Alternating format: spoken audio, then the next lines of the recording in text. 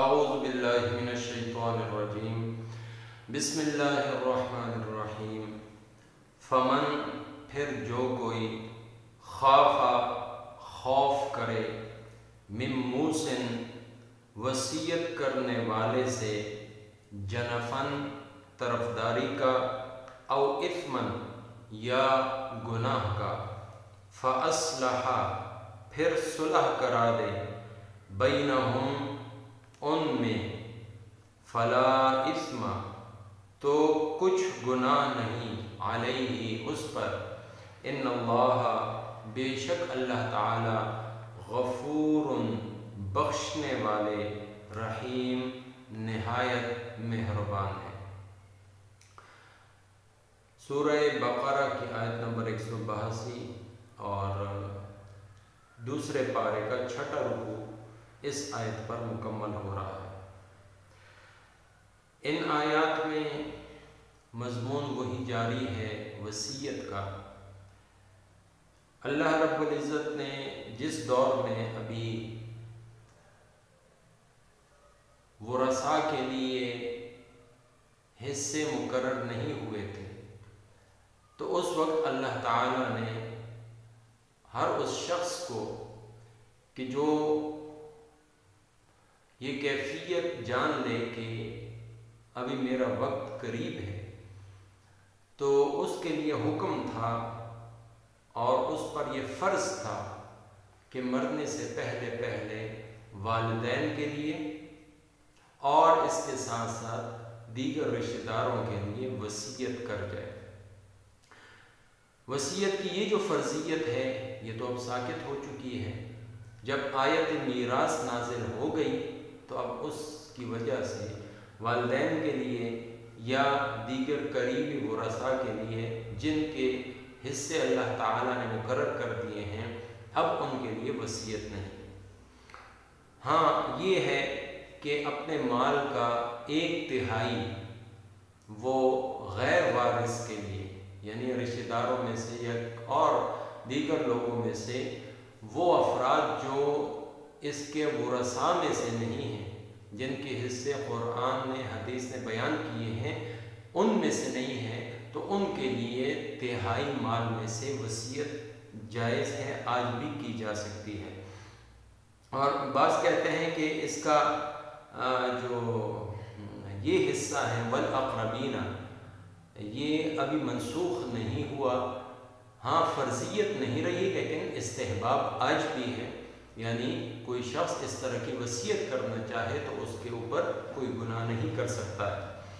اور صاحب مدارک رحمہ اللہ نے تو ایک اور بات لکھی ہے کہ یہ آیت آج بھی منسوخ نہیں ہے، بلکہ یہ جو والدین کے لیے کہا گیا ہے کہ والدین کے لیے وصیت کی جائے، تو مسلمان والد اور والدہ کا تو حصہ اللہ تعالیٰ نے آیت میراث میں مقرر کیا ہوا ہے،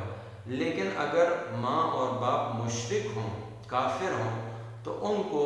اس کی وراثت میں سے کوئی حصہ نہیں ملے گا۔ اس لیے اگر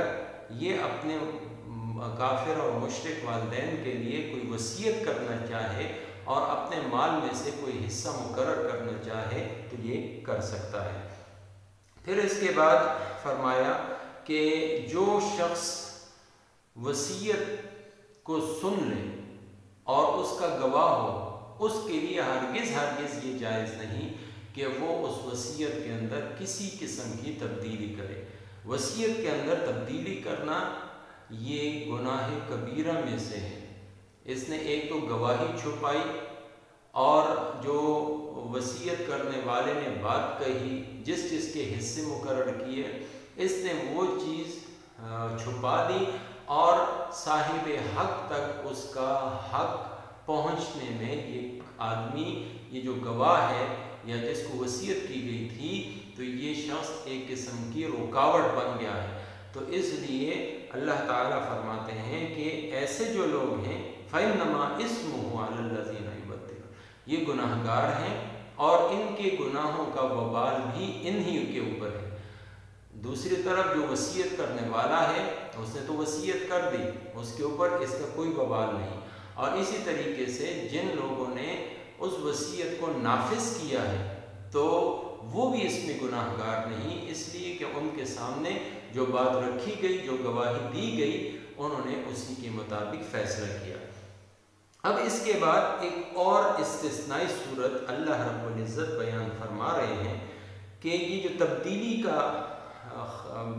جو بیان ہے کہ جو شخص تبدیلی کرے وصیت میں تو یہ گناہ گار ہے، تو کیا ہر قسم کی تبدیلی؟ تو اس کی یہاں پر اللہ رب العزت نے وضاحت فرما دی کہ نہیں،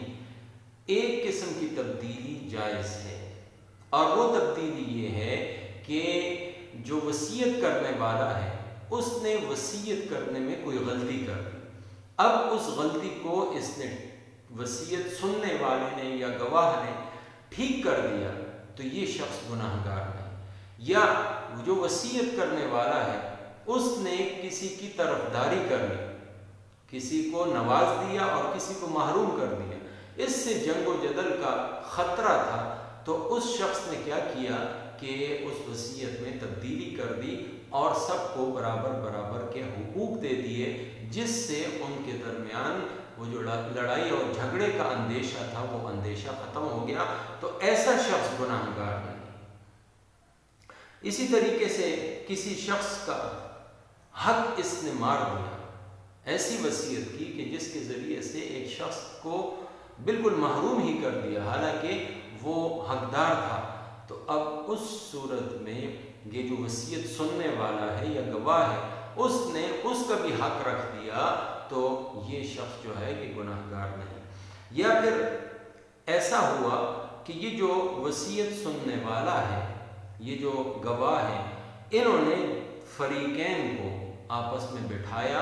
اور ان کو بتایا کہ اس وصیت کے اندر یہ جو معاملہ ہوا ہے یہ غلط ہے، یہ ایک غلطی ہے، اس غلطی کو ہم ٹھیک کرتے ہیں، اور وہ آپس میں ان کی صلح کرا دیتا ہے، اور جس کا جو حق بنتا ہے وہ حق اس کے حوالے کر دیتا ہے، تو ایسا شخص بھی گناہ گار نہیں، اگرچہ اس نے وصیت تبدیل کر لی، جو اس کو کہا گیا، جو اس کو بتایا گیا اس نے ویسا نہیں کیا، لیکن اللہ تعالیٰ فرماتے ہیں فلا اسم علیہ، اس پر گناہ نہیں، کیوں؟ فاصلح بینہم، اس نے ان دونوں کے درمیان، دونوں فریقوں کے درمیان صلح کرا دی۔ اس میں یہ لفظ جو ہے پہلا خوف مستقبل کے اندیشے کو کہتے ہیں، یعنی کسی کو خطرہ ہے، کوئی اندیشہ ہے، تو اس شخص کو یہ اندیشہ ہے کہ اگر یہ وصیت آگے میں نے پہنچا دی، یہ بات میں نے آگے کر دی، تو فریقین آپس میں لڑ پڑیں گے، اور جس کو حق نہیں ملا وہ دوسرے کے ساتھ جو ہے وہ جنگ پر آمادہ ہو جائے گا اور اپنا حق بزور شمشیر لینے کی کوشش کرے گا، اور اس میں جو ہے جانی نقصان بھی ہو سکتا ہے، تو اس کو یہ اندیشہ ہے۔ دوسرا یہ ہے کہ اس کو یہ اندیشہ ہے کہ جو موسن یعنی جو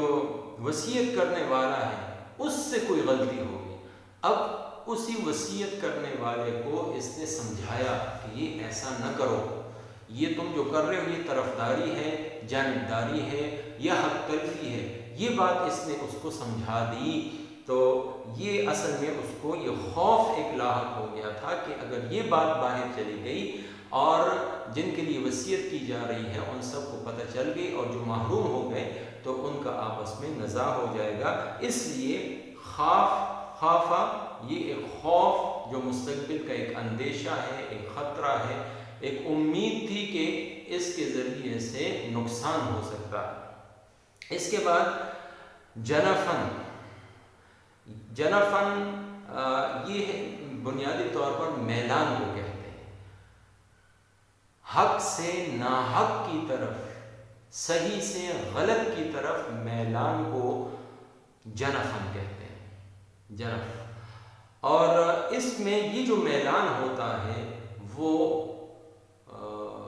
بلا قصد کے ہوتا ہے، اس میں کوئی ارادہ شامل نہیں ہوتا، یعنی بھول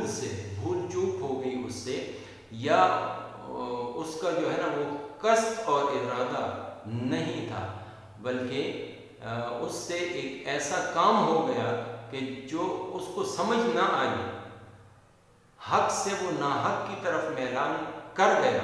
اس نے کسی کی طرفداری کر دی، لیکن وہ اپنے قصد اور ارادے سے ایسا نہیں کرنا چاہتا، جان بوجھ کر وہ یہ ایسا نہیں کرنا چاہتا تھا، بلکہ بغیر ارادے کے اس سے ایسا ہو گیا۔ اور اس کے مقابلے میں اسمن، یہ بھی میلان کو کہتے ہیں، حق سے ناحق کی طرف، صحیح سے غلط کی طرف، ٹھیک راہ کو چھوڑ کر غلط راہ کو اختیار کرنا۔ لیکن اس میں اور اس میں فرق یہ ہے کہ اسمن میں قصد اور ارادہ اور نیت شامل ہوتی ہے، جبکہ جنف میں قصد اور ارادہ شامل نہیں۔ تو اگر وہ جو وصیت کرنے والا ہے وہ بغیر ارادے کے حق کو چھوڑ کر ناحق کی طرف آ گیا، یا ارادتاً اس نے ناحق کو اختیار کیا، حق کو چھوڑ دیا، تو ان دونوں صورتوں میں فَأَصْلَحَ بَيْنَهُمْ، وہ جو سننے والا ہے وصیت کو یا گواہ ہے، وہ اس کی اصلاح کر دے اور ان کے درمیان صلح کرا دے، تو ایسے شخص کے اوپر کوئی گناہ نہیں جو اوپر گزرا کہ تبدیل کرنے والے پر گناہ ہے۔ وہ جو اصلاح کرنے والا ہے، جس نے اصلاح کی نیت سے ایسا کیا، چاہے وصیت کرنے والے کو سمجھایا یا جن کے لیے وصیت کی گئی ان کا آپس میں صلح اور آپس میں ان کی جو ہے نا وہ باہمی جوڑ پیدا کر دیا، تو ایسا شخص گناہ گار نہیں۔ اور اللہ تعالیٰ تو گناہ گاروں کو بخشنے والے ہیں، اس نے تو گناہ کیا ہی نہیں، بلکہ اس نے تو اصلاح اور جوڑ کے لیے اس وصیت کے اندر کچھ تبدیلی کی ہے۔ تو اللہ تعالیٰ تو بہت زیادہ بخشنے والے ہیں اور بہت زیادہ مہربانی کرنے والے ہیں۔ اللہ تعالیٰ مجھے آپ کو سب مسلمانوں کو قرآن و سنت کو سمجھنے، سیکھنے، عمل کرنے اور پھیلانے کی توفیق عطا فرمائے۔ فمن خاف، پھر جو کوئی خوف کرے، من موسن، وصیت کرنے والے سے، جنفن، طرفداری کا، او اثمن، یا گناہ کا، فاصلح بینہم، پھر ان میں باہم صلح کرا دے، فلا اثم علیہ، تو اس پر کچھ گناہ نہیں، ان اللہ، بے شک اللہ تعالی، غفور الرحیم، بخشنے والا نہایت مہربان ہے۔ وما توفیقی